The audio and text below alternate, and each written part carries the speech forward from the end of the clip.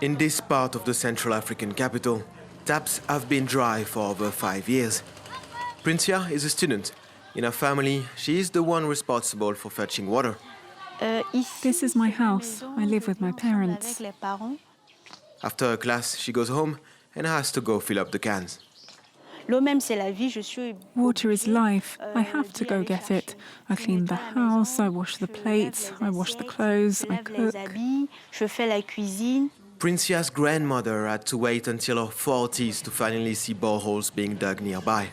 Before, people relied on the river or small artisanal wells. Did you have water before when you were young? They would go into the bush to fetch water from the swamps or from the river. This afternoon, Princia has neither the strength nor the money to go and fill the cans. So she only takes one with her, just enough water for the rest of the day. She crosses her entire neighborhood to the nearest borehole 500 meters from her house. She's in a hurry. She has to get back home to take care of her grandmother.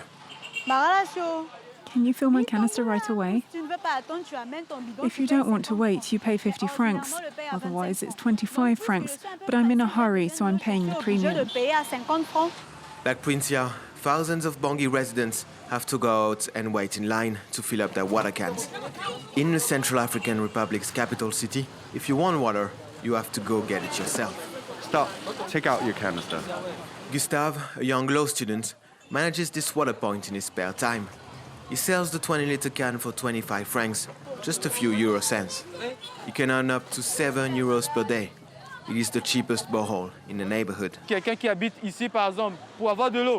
People living in this alley have to go down to Petevo, then even lower, to get water from the Sedeka. This borehole allows people to shorten their journey and have water on time. Gustave uses his money mainly to pay for his studies and to cover maintenance expenses. Hundreds of cans are filled here every day, and sometimes there isn't enough for everyone. This is the only source of water. It isn't enough for everybody.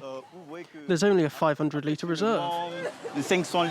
If the people of Bangui have to go to the boreholes, it is because the water pumps from the great Central African river, the Ubangui, no longer covers the city's expanding needs.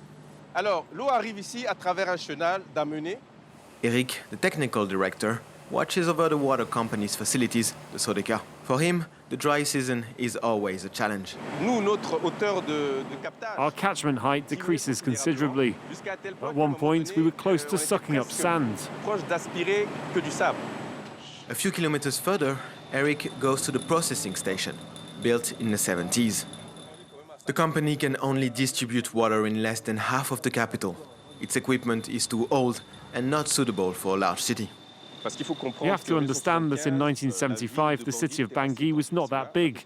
Today, the population's exploded. We're around 1.5 million inhabitants. It's very difficult to give water to everyone at all times. Vandalism, insufficient water reserves, lack of electricity to power the pumps. The last blackout after a rainstorm lasted 10 days. As we have problems with our generators, at the slightest problem, there's a lack of water. The African Development Bank, the Saudi Fund and the World Bank are financing new equipment for the Sodeka. But while waiting for their complete installation, the people of Bangui have to fend for themselves. A few kilometers on, at the foot of the hills overlooking the Central African capital, a new but welcome sight. Although 4,000 people live here, this part of the city never had a borehole. A random NGO and an Indian company are carrying out this project for the city of Bangui. I've been here since 1980. It was all on the grove. It was not easy. You had to go far to get water. Here begins a large project of 50 boreholes across the city. The cost, 1 million euros, financed by the European Union. In a month, around 20 boreholes will have been built.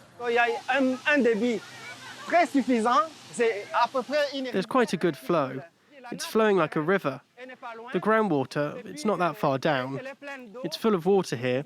You just need to drill down to reach it. An unprecedented project in Bangui, which should provide more than 10,000 people with access to drinking water near their homes by the end of the year.